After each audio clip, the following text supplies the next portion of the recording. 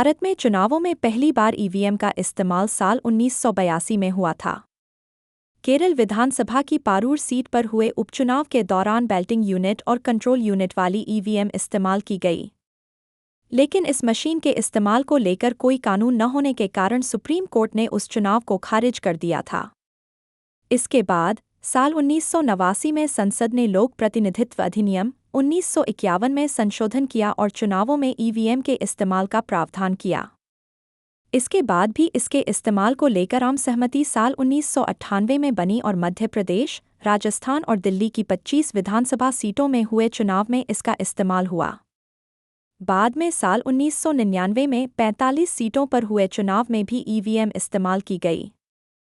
फरवरी 2000 में हरियाणा विधानसभा चुनाव के दौरान 45 सीटों पर ईवीएम इस्तेमाल की गई।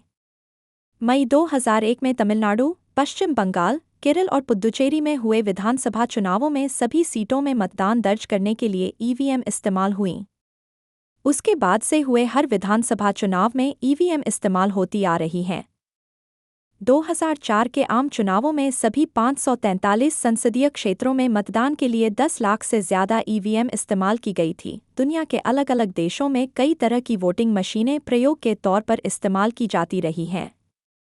हालांकि उनका स्वरूप भारत में इस्तेमाल की जाने वाली ईवीएम से अलग रहा है।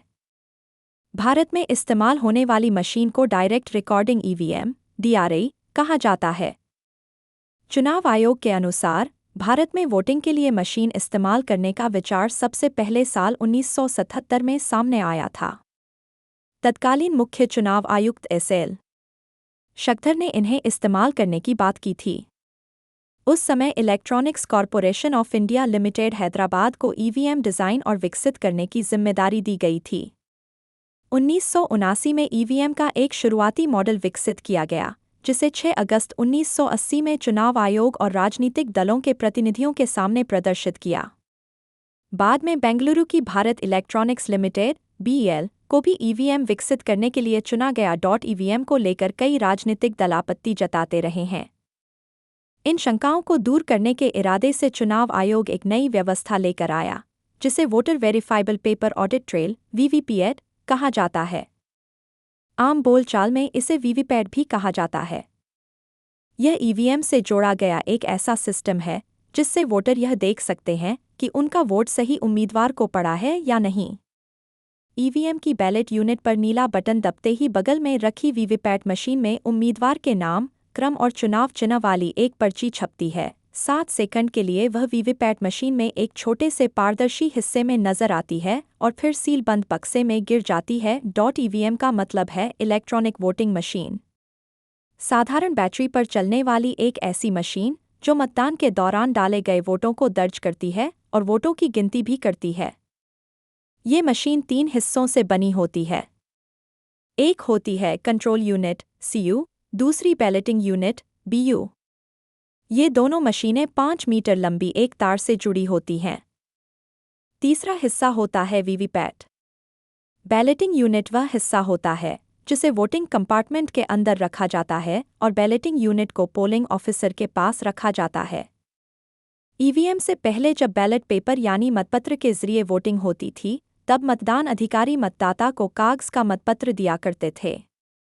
फिर मतदाता मतदान कंपार्टमेंट जाकर अपने पसंदीदा उम्मीदवार के आगे मुहर लगा देते थे। फिर इस मतपत्र को मतपेटी में डाल दिया जाता था। लेकिन ईवीएम की व्यवस्था में कागज और मुहर का इस्तेमाल नहीं होता। अब मतदान अधिकारी कंट्रोल यूनिट पर बैलेट बटन दबाते हैं। उसके बाद मतदाता बैलेटिंग यूनिट पर अपने पसंदीदा उम्मीदवार के आगे लगा नीला बटन दबाकर अपना वोट दर्ज करते हैं। ईवीएम भारत में चुनाव प्रक्रिया का सबसे महत्वपूर्ण अंग बन गई है। भारत की लोकतांत्रिक प्रणाली में इसकी अहमियत को इस बात से समझा जा सकता है कि करीब 2 दशक से हर संसदीय और विधानसभा चुनाव में इन्हें इस्तेमाल किया जा रहा है। अपने 45 साल के इतिहास में ईवीएम को शंकाओं, आलोचनाओं और आरोपों का भी सामना करना पड़ा है, लेकिन चुनाव आयोग का कहना है कि स्वतंत्र और निष्पक्ष चुनाव करवाने में ईवीएम बहुत अहम भूमिका निभाती है। ईवीएम में गड़बड़ी या इसके जरिए धांधली से जुड़ी चिंताओं को दूर करने के लिए चुनाव आयोग ने समय समय पर कई कोशिशें भी की हैं। इस लेख में हम जानेंगे कि ईवीएम क्या है, यह कैसे काम करती है, इसका इस्तेमाल कब शुरू हुआ, इन्हें बनाने में कितना खर्च होता है और इनके आने के बाद चुनाव प्रक्रिया कैसे बदली। ईवीएम और वीवीपैट मशीनों को आयात नहीं किया जाता। इन्हें भारत में ही डिज़ाइन किया गया है और यहीं इनका निर्माण होता है। चुनाव आयोग के अनुसार इसके लिए 2 सरकारी कंपनियां अधिकृत हैं। एक है भारत इलेक्ट्रॉनिक्स लिमिटेड (BEL) करती है, जो रक्षा मंत्रालय के तहत आती है, और दूसरी कंपनी है electronics corporation of India limited (ECIL), जो डिपार्टमेंट ऑफ एटॉमिक एनर्जी के तहत आती है। ये दोनों कंपनियां चुनाव आयोग की ओर से बनाई टेक्निकल एक्सपर्ट्स कमेटी (TEC) के मार्गदर्शन में काम करती है। करना ना भूले।